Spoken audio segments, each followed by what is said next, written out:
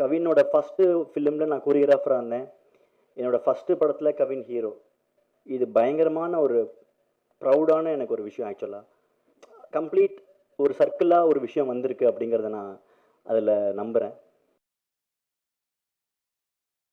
Captain of the ship இவ்வளோ நாளாக வந்து கோரியோகிராஃபியில் என்னெல்லாம் வித்தியாசமாக பண்ண முடியும் அப்படின்னு சொல்லி நிறைய முயற்சிகள் எடுத்து வித்தியாசமான கோரியோகிராஃபி அண்ட் பெரிய பெரிய ஹீரோஸ் கூட வந்து சூப்பராக ஒர்க் பண்ணி நேஷ்னல் அவார்டு வின் பண்ண கோரியோகிராஃபர் சதீஷ் அவர்கள் இன்னைக்கு ஒரு டெபியூ டைரக்டராக வந்து ஆகியிருக்கீங்க. ஸோ அதுக்கு எங்களுடைய மனமார்ந்த வாழ்த்துக்கள். ப்ரிப்பேர் பண்ண சொல்ல வேண்டாமா? எல்லாருக்கும் வணக்கம். வந்திருக்கிற ப்ரெஸ் மீடியா எல்லாருக்கும் வணக்கம். அங்கே இருக்கும்போது ஜாலியாக இருந்தது, இங்கே வரும்போது ஒரு மாதிரி டென்ஷனாக இருக்குது. கரெக்டாக இருக்கா? ஃபர்ஸ்ட் ஆஃப் ஆல் எங்கள் ப்ரொடியூசர் ராகுல் சாருக்கு ஒரு பெரிய தேங்க்ஸ். ஏன்னா இன்றைக்கி இப்படி நிற்கிறதுக்கு அவர் ஒரு பெரிய காரணம்.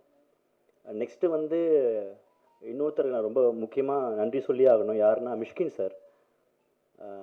அவர்கிட்ட தான் இந்த டைட்டில் இருந்தது. ஆக்சுவலாக நாங்கள் இந்த ரியாலிட்டி ஷோலாம் நான் ஆடும்போது என்ன ரவுண்டு அடுத்ததுன்னு சொல்லிவிடுவாங்க. ஒரு நாள் சொல்லுவாங்க, அன்றைக்கி கரெக்டாக வந்து நம்ம என்ன சாங் ஆட போகிறோங்கிறத லாக் பண்ணணும் சேனல்கிட்ட சொல்லி. ஸோ என்னை மாதிரி இன்னும் நிறைய கண்டஸ்டன்ஸுமே இருப்பாங்க. ஸோ ஃபியூ செகண்ட்ஸில் அந்த சாங் எங்களுக்கு கிடைக்காம போயிடும். அந்த மாதிரி கிடைக்காம போச்சுன்னா திருப்பி என்னடா பண்ணலாம் அப்படிங்கிற கான்செப்டை யோசிக்கிறதே ரொம்ப டஃப்பு. ஸோ அந்த மாதிரி இந்த படமே வந்து இந்த டைட்டில் வச்சு தான் இந்த படமே. அவர் கிட்ட போய் கேட்ட உடனேவே அவர் எங்களுக்கு அதை கொடுத்தாரு. ஸோ மிஷ்கின் சாருக்கு ரொம்ப நன்றி. அப்புறமா கண்டிப்பாக ஒரு பெரிய சப்போர்ட் இந்த படத்துக்கு யாருன்னா கவின் தான்.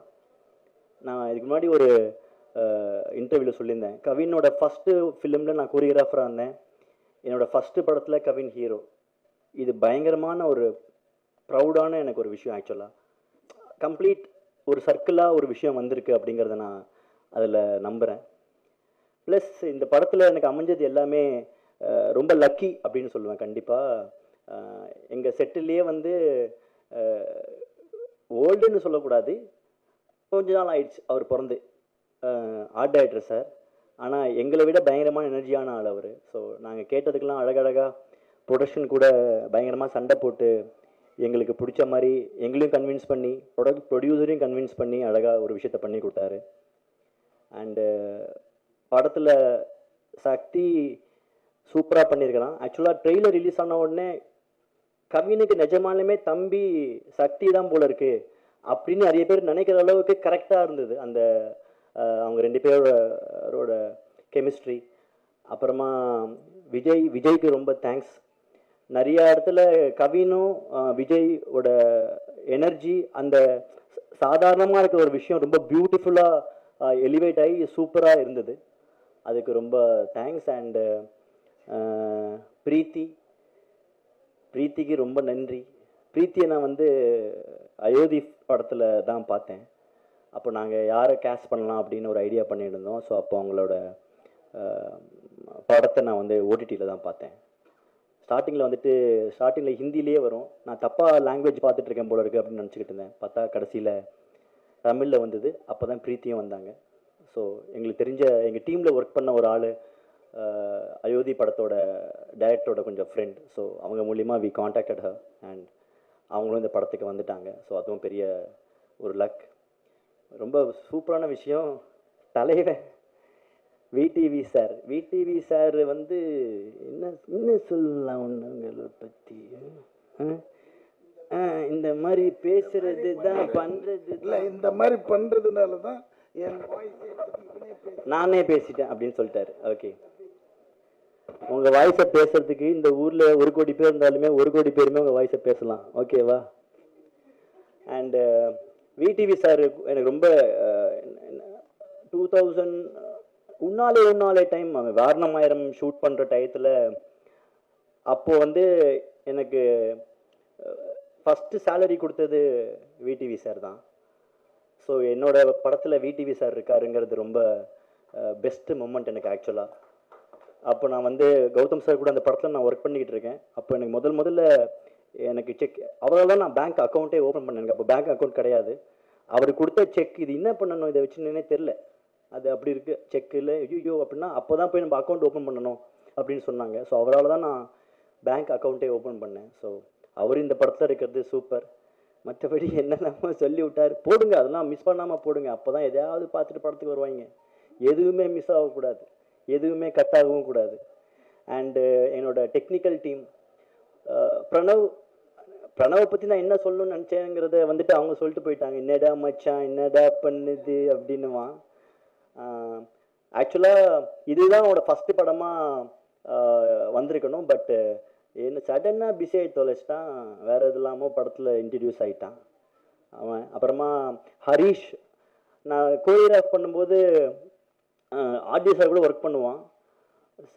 சாதாரணமாக இருக்கிற ஒரு விஷயத்த ஐடியாவை போய் அவங்ககிட்ட சொல்லுவேன், அதை பியூட்டிஃபுல்லாக ஸ்டேஜ் பண்ணி கொடுப்பான் எனக்காக. ஸோ அவங்களோட ஒர்க் எப்படி இருக்குங்கிறது நீங்கள் கோப்ராலாம் பார்க்கும்போதே தெரியும். இப்போ கூட அந்த ட்ரெய்லர் ரிலீஸ் ஆனதுக்கும் போது எல்லாருமே வந்து விஷுவலை பற்றி ரொம்ப ப்ரில்லியண்ட்டாக பேசினாங்க. அதுக்கு ரொம்ப தேங்க்ஸ் ஹரீஷ். பயங்கரமாக இன்னும் இழைச்சிக்கிட்டு இருக்காப்படி உட்காந்துன்னு டிஐயில் கலர்லாம் ஊற்றி பெயிண்ட்லாம் அடிச்சு எல்லாம் பண்ணின்னு இருக்காப்புல. அண்டு ஜென்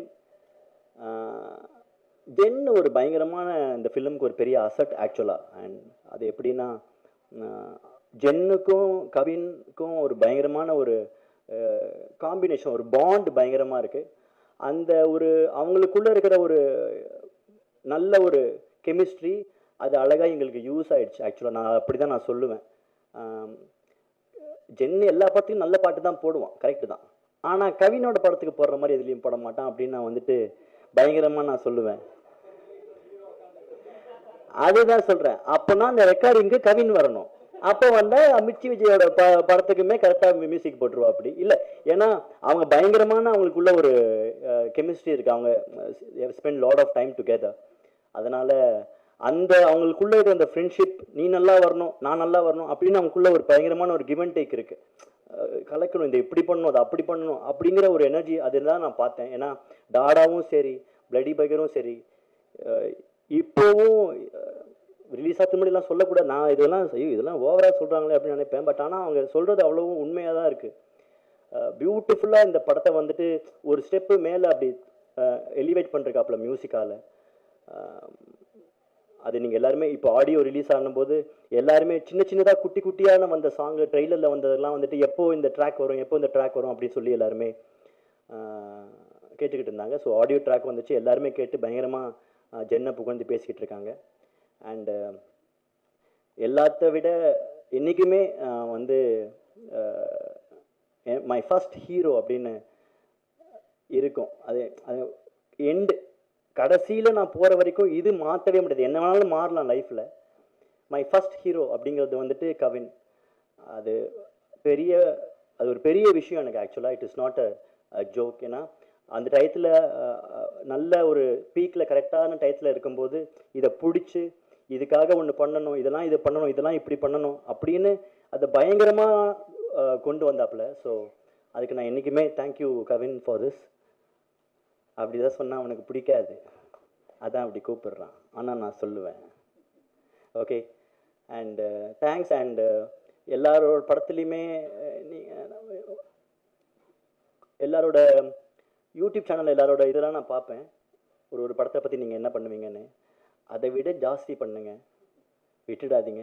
ஸோ எல்லாருக்கும் இது வருதுன்னு தெரியுதுல்ல, தெரியணும். ஆனால் இன்னும் கொஞ்சம் எக்ஸ்ட்ராவாக தெரியணும் அப்படின்னு நீங்கள் சொல்லிட்டீங்க, நான் சொல்லலைன்னு சொல்லாமட்டாங்கன்னா அதான் நானும் சொல்கிறேன். அப்படியா? அது கட் பண்ணி அது விடிவி சார் சொன்னது மாதிரியே பண்ணிவிடுங்க, அதான் ஓகே. ஸோ ப்ளீஸ் சப்போர்ட் பண்ணுங்கள் எல்லாருமே கண்டிப்பாக போய் படத்தை பாருங்கள். கண்டிப்பாக நீங்கள் பார்ப்பீங்க, பார்த்து பண்ணுங்கள், வலிக்காத மாதிரி. தேங்க்யூ. ஹீரோ படத்தில் கிஸ் பண்ணுறாங்களா இல்லையா அப்படின்னு படத்தை பார்த்தா தெரிஞ்சிடும்.